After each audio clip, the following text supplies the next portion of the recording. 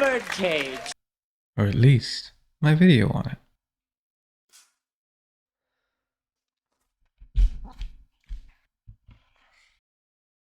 So I wrote this fully trying to, figure out what I wanted to say about this and what I wanted to be in here. And it's 10 pages long. And then I realized it is just essentially what happens in the movie. That this is pretty much useless for the review I'm trying to make. I don't really know how to do this. I'm just kind of winging it and trying to figure it out as I go. And it'll be helpful to remind myself what's going on. But it's not actually all that useful in actually doing this. So I guess we should start with the cast. You have Nathan Lane, who is my favorite character in all of this. In fact, it's a crime he's not in more stuff, but I do know he is big into theater, and it's why he brings so much character to the performance. In the movie, he plays the most flamboyantly gay, verging on trans drag queen you've ever seen. And I think a part of it is just the time. They didn't really know much about all of this because it was 30 years ago. And they were doing what they could with what they got. And so I can't really judge them based off any of that. That being said, I wouldn't have Albert act in any other way.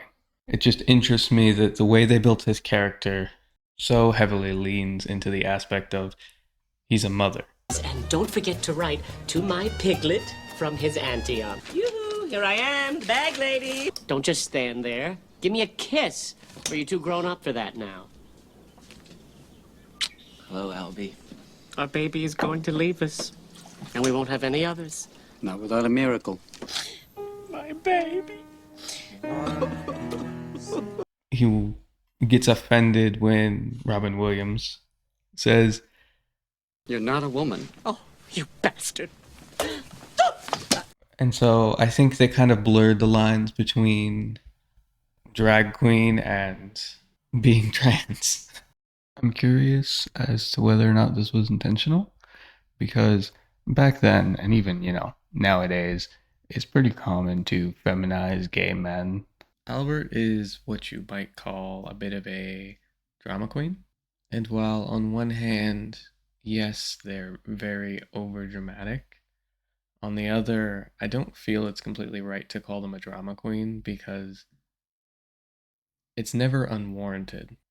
And the reason they feel that way is plainly obvious at every turn. And we all in that situation would feel that way. We probably just wouldn't freak out quite as much externally as we would be internally. And so, yes, I think it's accurate to call them a drama queen. Just know that throughout all of this, they have very real reasons every time they freak out for why they're freaking out. And maybe it's a little over exaggerated, but in some of this, their life is literally falling apart, or potential to be falling apart. Victoria Page is dead, alone, weeping for her lover. Albert! Ah, baby, come on. Get out! Away! No! I don't want him to see me! I'm hideous! I'm hideous! Hideous! Fat and hideous! Oh, Agador, I'm in such pain. No, it'll never pass. I hate my life, whatever I am. He made me. I was adorable once, young and full of hope. And now, look at me. I'm this short, fat, insecure, middle-aged thing. Tannins! What do you do while I'm on stage? Nothing, I lie here. Where do you go while I'm killing myself on stage? I know that look. Go ahead, hit me. No. Go on. That's what you want to do, isn't it? Well, do it. Hit me. Go on. Go on. Hit me. I woke up feeling so good. Now all of a sudden I feel so funny. Just breathe. Either I'm an artist or I'm just some cheap drag queen playing it straight so he can get laughed. Yes, and just because you're 22 and hung doesn't mean you... Let's get you out of the sun. Come on. Oh, no. Oh, it's the end. okay? It's the end, I know it is. Oh my God! Are you crazy? What are you doing? Stop screaming.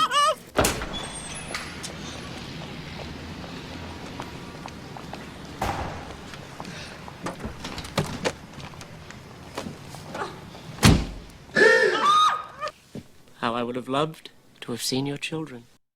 Next, we have Robin Williams, the boy. Rest in peace. He's simultaneously flamboyant and very manly, which is both a good thing and a bad thing, because sometimes it works really well where he's the more masculine or straight passing character. Really helps in some scenes where, like, for example, they're trying to teach Albert to pass as straight. But it also means there's these moments where he goes from being, kind of an asshole to just being an absolute dick. And sometimes it really works in favor, and sometimes it just makes him seem like a horrible person. Oh, and sometimes it just doesn't fit their character. But I think the complexity of his character, it works. I don't know if I'm putting that in a good way, but I like how it's done. And enough said, it's Robin Williams. It's going to be well acted and well done to a degree. Then you have, and I'm going to have to look up the name for this because it's not an actor I know off the top of my head, their son, Val, who is played by Dan Futterman. His character is interesting to me in a sense of, I don't think they meant to portray him as a bad person, but his character was kind of a douchebag to Albert, like 50% of the time. And less in a played for laughs, haha, okay, maybe they're just in the moment, and more of a just genuinely a dick. Like, they're leaving genuinely distraught. Granted, they're a bit of a drama queen. And just like, it's better without them anyway, just let them go. And it's like, on one hand, I understand what they're going for. They're going for a stressed out, upset a kid who's just trying to get married. And his parents / in-laws are just making a total mess of things and being completely uncooperative in every single possible way. And my sister-in-law didn't understand this, but I didn't like his character for the first 3 watches. And I watched this a lot. Not just for the review, but just in general. I watched this quite a lot. And I think it kind of works. It kind of makes me hate him, but he comes around in the end. And sprinkled in, he's the boy. He's one of the main characters. He's a character you're not meant to dislike. So he does mostly just treat it as this is a stressful situation, and I think we can let him pass with that. That being said, he doesn't really do much as a character, but just sit around and act a fool. He just doesn't do anything but progress the plot. I don't really know what to tell you. He could very much not be there for half the movie and you wouldn't notice. And you know what? I think he actually isn't there for half the movie. You never notice. I'm okay with that. Next we got the parents of his girlfriend, fiance, whatever you want to call her, which are before that, one of my favorite characters, and I'm probably going to say this wrong, Agador, played by Hank Azaria, the most flamboyant character in the entire movie. Just some of the greatest lines, some of the best, funniest shit in there. It's just Agador being adorable and goofy as hell at the same time. Everybody take it easy. What are you doing? What? Why are you giving him drugs? What the hell are Pyrrhin tablets? It's aspirin with the A and the S scraped off. My God, what a brilliant idea. I know. Yeah, but my father was the shaman of his tribe, okay? My mother was the high priestess, okay? When you gonna let me audition for you again? When you have talent. Jesse Sludge, I thought I'd make a nice change from coffee. So why don't you tell me you sing bad last night, you bad man? I would not have been so sassy to you. Armand, why don't you let me be in the show? Come on, aren't you afraid of my watermelonness? Your what? My watermelonness, my natural heat. You're afraid I'm too primitive, right? To be on the stage with your little estrogen rockettes, right? You're gonna have to get yourself a uniform and dress like a butler. No, I'm gonna look like a fag. Adieu. Don't ask, don't tell.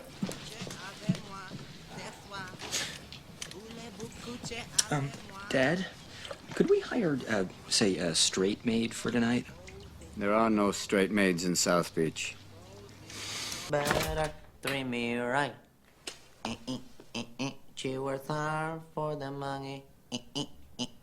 So hard for the money. Ah, but there's no point in my putting shoes on, sir. I never wear shoes because they make me fall down. I only know when he comes to dance with me.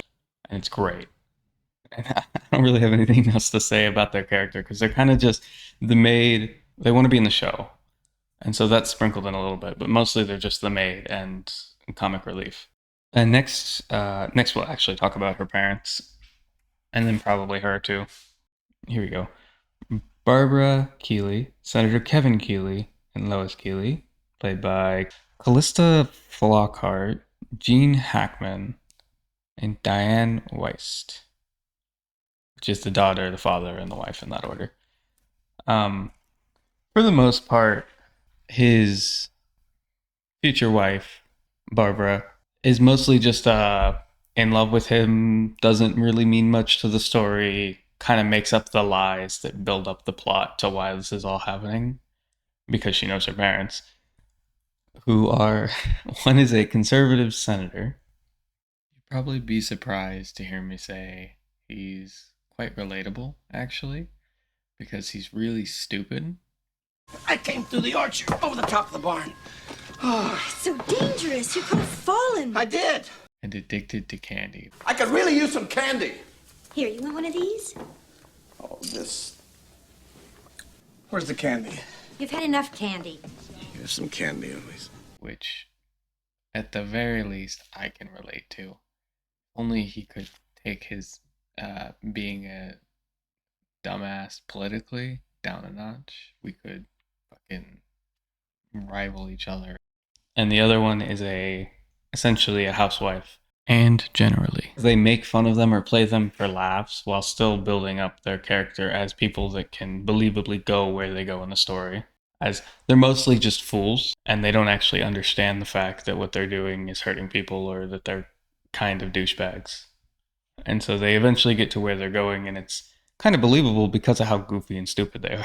And I have a long list of like actors and characters and shit, which I'll probably put a picture of, 2 pages of, where it's just full of all of the actors and behind the scenes guys. And then I realized I can just wait until the end and put all the stuff that was actually in the movie for them on screen. Just for interesting facts. What does this mean? Let's remember some interesting facts then. Interesting fact number 1. They wanted to more just improv lines. But the person who was shooting it, whatever the fuck the guy's called, the guy who goes, you can't do that, you can't do that, told them, you can improv all the lines you want, but we have to get one clean take of each scene first. That way, if they like them, they can put them in, and if they don't have to. But it's not like any scene is going to get forgotten, which I understand on both sides. Interesting fact number 2. There's this really cool scene at the beginning that you kind of just ignore because who cares? It's not a part of the movie. At least not really. But they spent way too much time and effort doing it. The camera's on a helicopter. Flies towards the building. The camera's on a crane. Swings towards the building.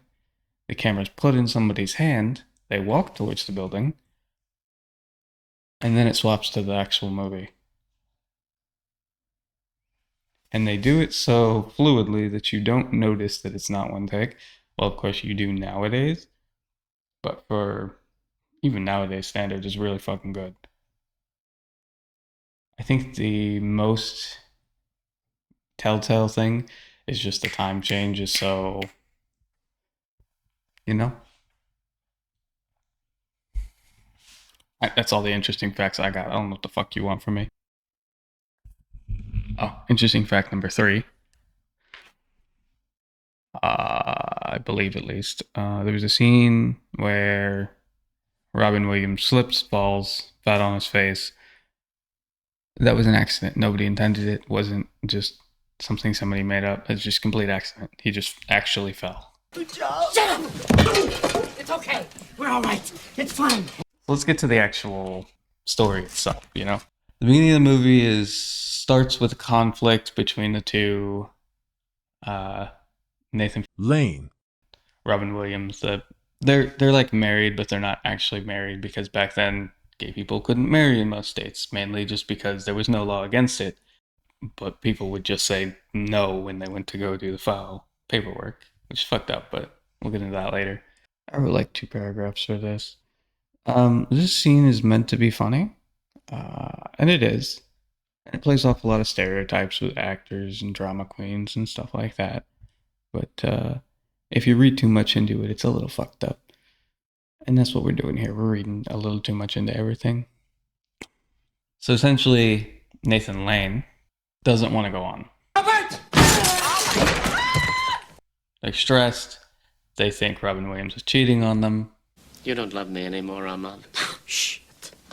There's a man in your life. What? And he's being shady, and they just kind of get in a big argument, and then threatens to let somebody else go on. So they said, no, I'll do it. And they get ready, and they get to the show, the stuff happens, and Nathan Lane thinks Robin Williams is cheating on them, but it's actually his son, Val, coming over to tell him that he's getting married. And this is, bringing the main conflict. And they make a big deal out of it, saying he's too young and this and that and the other. I think they're just parents freaking out, and I think they portray that very well. I thought it was a little creepy the way they had done it, because they built it up like he might be cheating. And the first time I watched, I thought, that's where this was leading. I was like, why would somebody want me to watch this movie if that's where it's going to start? And it does the twist of, oh, it's actually his son. But I think they did it a little too handsy, touchy-feely for me. I wouldn't get that touchy-feely with people I liked, so I can't imagine doing that with the son, where it's not anything weird or creepy or sexual. It's just like touching the hair and talking softly and offering wine. It's like Keep getting better looking. Oh, thank you. So do you. I'm glad you cut your hair. I gave Agador the night off. So we're all alone. I'm not that soft of a person. Regardless, he's here to introduce the main plot. It's just him getting married. Nathan Lane comes up. They get upset. They're like, you were cheating on me. And they're like, no, it's just Val. Yada, yada, yada. And the next day, or the day after, I can't really tell. It's probably just the next day. Starts introducing the main conflict, which is the conservative parents, we lied about who you are, we gotta hide stuff. So this is the part of the movie where they tell them they need to redecorate because their home is gay as shit. And quite frankly, it is. But a lot of it could be passed as art. But if you know the history behind the art, a lot of it becomes even gayer. So it is what it is. Dad, Barbara's father is a senator. He's a conservative senator, and he's running for re-election. And she told him that you were the cultural attaché to Greece and Albert was a housewife. What am I supposed to do? Close the club so I can pretend to be some cultural attaché? Whatever the hell that is. What do I do with Albert? I mean, how do you make Albert into a housewife? Well, you'd have to send Albert away for a few days. Are you nuts? You try sending Albert away. Dad, we've got to get rid of a few things around here. I see. So we need a total redecoration. so we could be more like other people. Yes, I wear foundation. Yes, I live with a man. Yes, I'm a middle-aged fag. But I know who I am, Val. Took me 20 years to get here, and I'm not going to let some idiot senator destroy that. It has the thing of the senator is a part of this coalition for moral order. Now, when I and Senator Keeley here founded the Coalition for Moral Order... And the person who started it with him, the other senator, Senator Jackson, dies while sleeping. He died in bed? Whose bed? A prostitute? No. A minor? And black? What? I don't believe this. I don't fucking believe this. I'm ruined. No. And so he's freaking out, they're freaking out. And their conclusion is a big, respectable white wedding holding up moral values. A white wedding is family and morality and tradition. Is what they need. Which is only funny because we know they would not consider any part of that family or the way they live their life to be any of those things, which on one hand is funny, on the other hand kind of sucks. On the flip side, Robin Williams decides Nathan Lane has to stay because Val wants to get rid of them. They want them to go because they can't play it straight, they can't be gay. He tries to help him at first. Maybe it is too much to introduce me as his mother on the first visit. Could you tell them I was a relative who dropped in? Val's uncle, Uncle Al. Well, what's the point? To be Val's gay Uncle Al. It's a cliche, but it's an image. John Wayne.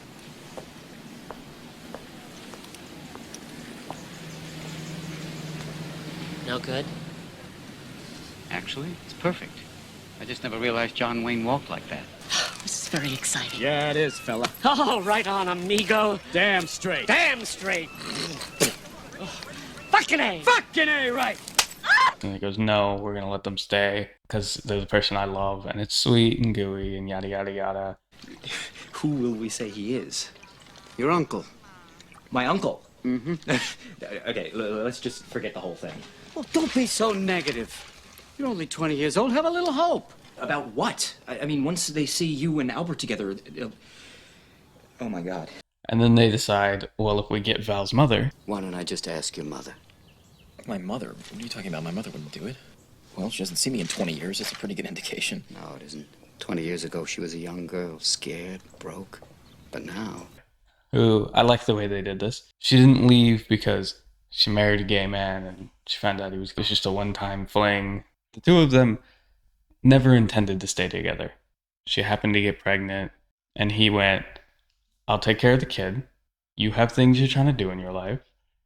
I'll give you money so that you can start your company because I know that's important to you. And they were genuinely friends. And so he just raised the kid. And so he visits her. She's like, of course, yes. Today, for the first time, he really needs you. But they get creepily flirty. I don't think it was meant to come off as they're genuinely flirting with each other. I think it was meant to come across as they were once really close. And so they're really close friends. And so they don't see any of this as being flirty or bad. But it kind of is. Love is in the air. Different kinds. Quite clearly. People everywhere. Out of their minds. Act queerly.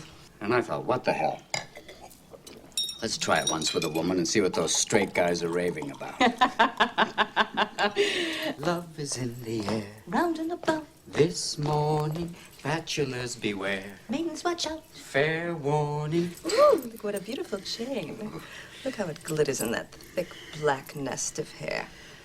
Come on, unbutton your shirt. Please I be wanna careful. That's touch your silk. chest. Your beautiful Careful, you hairy pull thread. chest. Because they take it too far. Not as in anything romantic or sexual in nature. But definitely not the friend zone. You know, it's a bit much. Please don't curl his chest hairs. Please. It's weird. Please do not. Even if you're in a relationship, don't do that. Don't do it. It's weird. It's gross. Don't do that. Just, you're nasty. And of course, Nathan Lane's character finds out because they barge in because they've been sitting in the waiting room for 10, 15 minutes, 30 minutes, who knows how long. They kind of fast forward through time, so you can't really tell how long they've been sitting there. Long enough that they barge in the room, but they're a bit of a drama queen, so you don't really know. And so they drive home, they grab a toothbrush, and they say they're leaving to Los Copa. They go to a place that's the only thing there is a graveyard. I'm not young. I'm not new. And everyone laughs at me.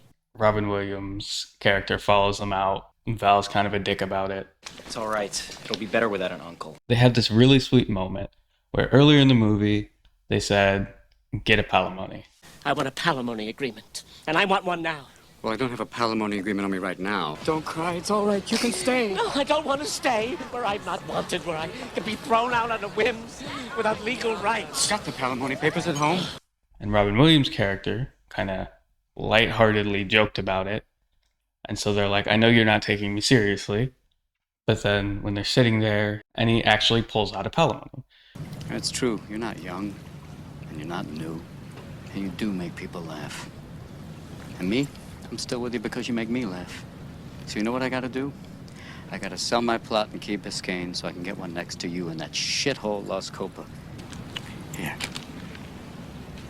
What's this? Read it. I don't understand. What's so difficult? It's the palimony agreement. I told you I had it. What does it matter? Take it all. I'm 50 years old. There's only one place in the world I call home, and it's because you're there. So take it. Which, if you don't know, a palimony agreement is essentially an alimony agreement. It was created because there was this lady who, or I guess it was popularized, I don't know if she created it. She wanted to get essentially an alimony, but for her boyfriend and her. And it's been used since then, essentially, for people who want to have the perks of an alimony, but they don't want to get married, or they can't get married, because it is still legally binding. And so if you die, the person on the other side of the contract can take it to the courts and say, here you go. Maybe it's not as big a deal as it seems, but it seemed fucked up to me at least, because legally, until 2015, states could reject you getting married just because the person on call said, I don't like gay people, so no. Mostly under the shield of religion, but your God is dead. They killed him. Which, is going to happen, as long as legally they can. This part's the part that probably sucks the most, because 2015 was 9 years ago. Which means it hasn't even been a decade since the Supreme Court said that states legally had to allow gay marriage. I had figured that I just figured this would have happened a long time ago. That, it's one thing for people to be upset about it because there will always be assholes who don't like other people to be happy. It's another thing for it to have happened not 25 years ago, not 20 years ago, not even 10 years ago, but 9. This just really fucking sucks. And there's a lot of bullshit reasons, and what little I read about the issue, for why the people who were opposed to it tried to say, we won't put it into law that you can get married. And they're all bullshit reasons. Like, for example, the founding fathers wouldn't want you to do it, so it shouldn't legally be something that you're able to do. Which is stupid, because that was 100 years ago, if not more. It has nothing to do with things that are going on today. And if you mean the intent behind it, they put a lot of intent. And part of that is every man being free to do what they want. To pursue life, liberty, and the pursuit of happiness. And so saying people can't get married, so it'd technically be unconstitutional. Not the other way around. You're a fucking clown. Another is, again, religious freedom. People's freedom to say it's against my religion for gay people to get married, so we won't allow them to. Your God is fucking dead. I ate his corpse. Fuck yourself. Okay, so let me be clear. What I'm trying to say is, if we're going off of the basic rules of law and what we think the founding fathers would appreciate, there's something major you have to take into account, and that's the separation of church and state. They did not want the church to have power over decision making within the state or the country as a whole, because A, we've seen in the past that churches can abuse that power, and B, the state needs to be able to say this law goes into effect that's going to positively or negatively or whatever, it's going to affect the lives of citizens, without the church going, we're the church, you do what we say, or fuck off. They can't have somebody saying, we're going to vote this way and you should too because church, because religion. And so saying it's against my religion, or saying that people get religious freedom to refuse to marry somebody, which has a lot, and I mean a lot, of legal connotations, from taxes, which is money to the state and the country as a whole, to housing and just the rest of their lives. And so there is no reason that church should come into contact with that part of state, because it's not even a bad thing for the state for there to be more people married. And so using church as an excuse to meddle in laws of state not only goes against the books, it doesn't make sense. It's simple. They're all just assholes who don't want you to be happy because they're rich and they get to say so. Fuck them. Albert signs the palimony. And so they take him home, they try to dress him up like an uncle. They realize there's not a shot in hell. You're thinking that dressed this way, I'm even more obvious, aren't you? This is ever going to work. That anyone's ever going to look at him and go, that's not a gay man. And Val even said something along the lines of, if they see you two together, it's just not going to work. Because they have such gay energy that even if you tell them that they're brothers with those two standing next to each other, they're so perfect together that it's just never going to work. Which is a really cute and sweet sentiment that's probably more worry because that's their child. They can't ever imagine these two not being together. It's cute. And I like it. That scene, single-handedly, brought me back around on Val. It's not a real redemption arc, but I respect it. I like the way it's put. But essentially, they end up locking themselves in the room. Something. He's back in the closet. The other two give Val's mother a call and says, instead of, don't show up, it's fine. We can't do this with you because it makes Albert too upset. Not in so many words, but essentially that's why they called them. Don't come. And it was a question of Albert or your mother. Which is great until Val calls them back because they're worried and says, actually show up. No, that's a mistake. He said not to come late.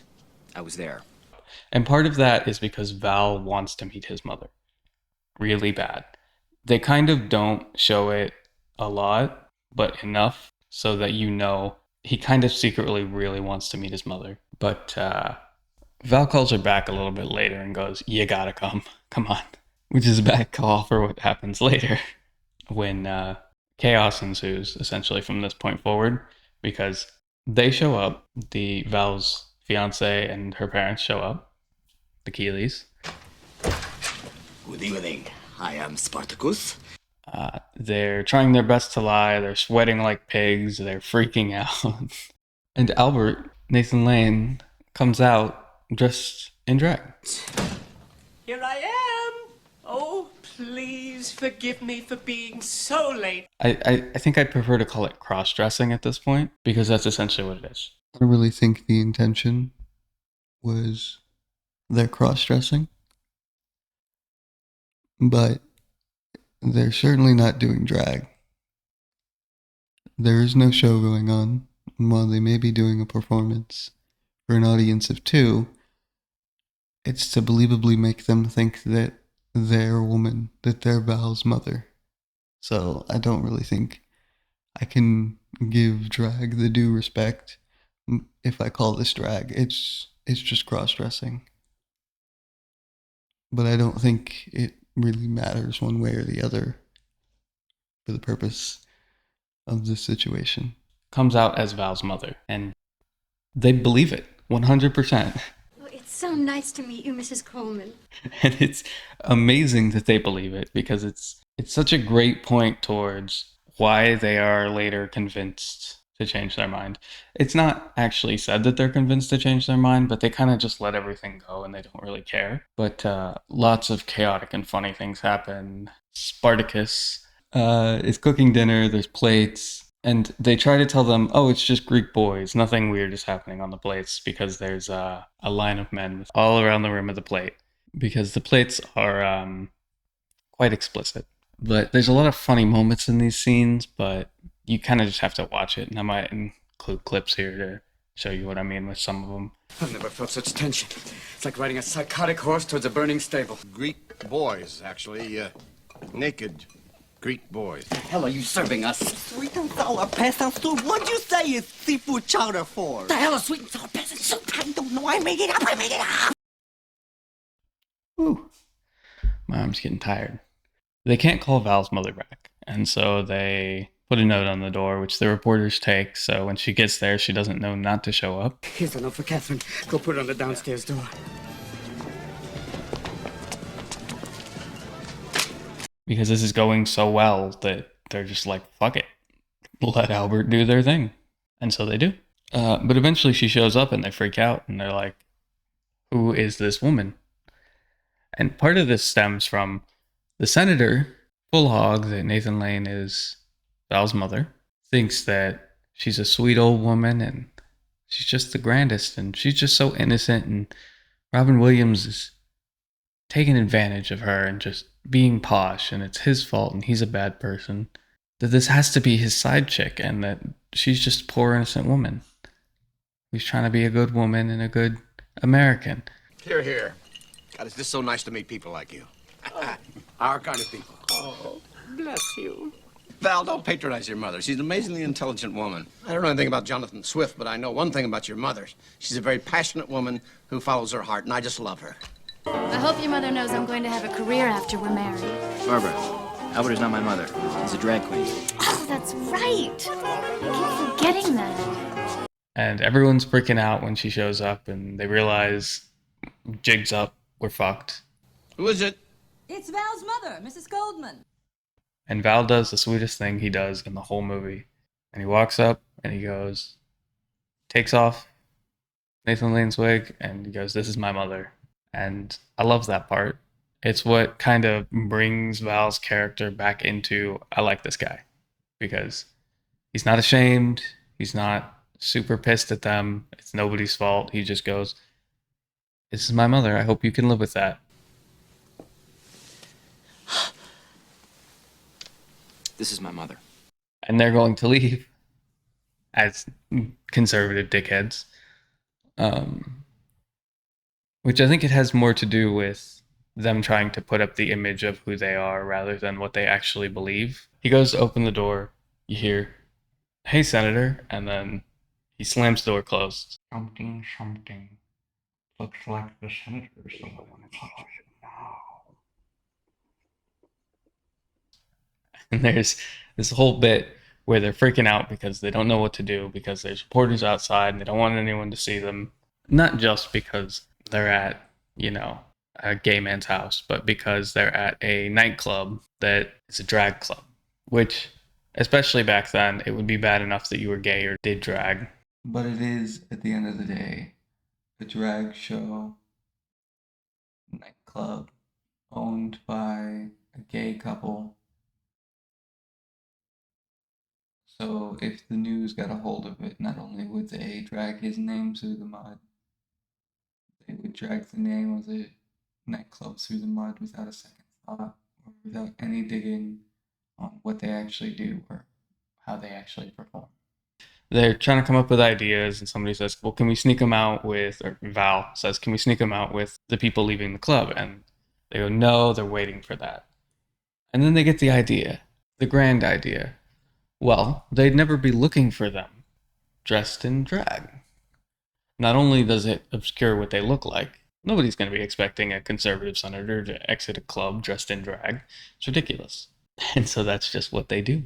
Some really good moments of the senator learning to understand them there at the end, where, for example, the senator says, Don't leave me here. I don't want to be the only girl not dancing. Which is just great from a perspective of he's just an idiot. He doesn't know what he's saying when he says bad things. He doesn't mean to say gay people are bad. He just means to say this is the belief of my side, and so I'm going to push for it to try and get people to vote for me. And like in the beginning of the movie, at the end of the movie, they're playing We Are Family. Choo, choo, choo, choo.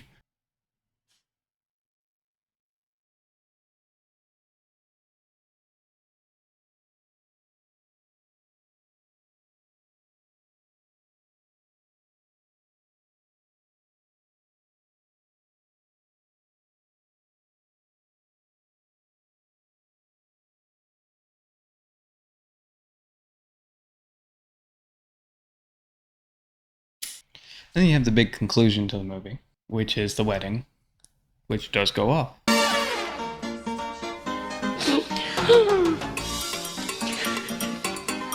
And I like that because it shows that even after all of that, these goofy knotheads decided we like these people, they helped us, they're not bad people, their son can marry our daughter. And I like that. I have so much more to say about this movie that I don't even know how to express it. I hope this is out in time this month. I don't know how long it's going to take me to edit. I'm glad I had enough battery. I hope this comes out looking well. If it doesn't, fuck it. I'm not re-recording this because there's no way for me to come off as genuinely as I am right now. And I don't know how to get this camera to focus right. So it's unfortunate if it doesn't work out well. Thanks for watching. I hope you have a good rest of your life. Just be free, be happy. I don't give a shit. You know? Don't let other people tell you what to do. Bye-bye. Have a nice day. Peach? Fuck you. Hawaiian shirts aren't tacky.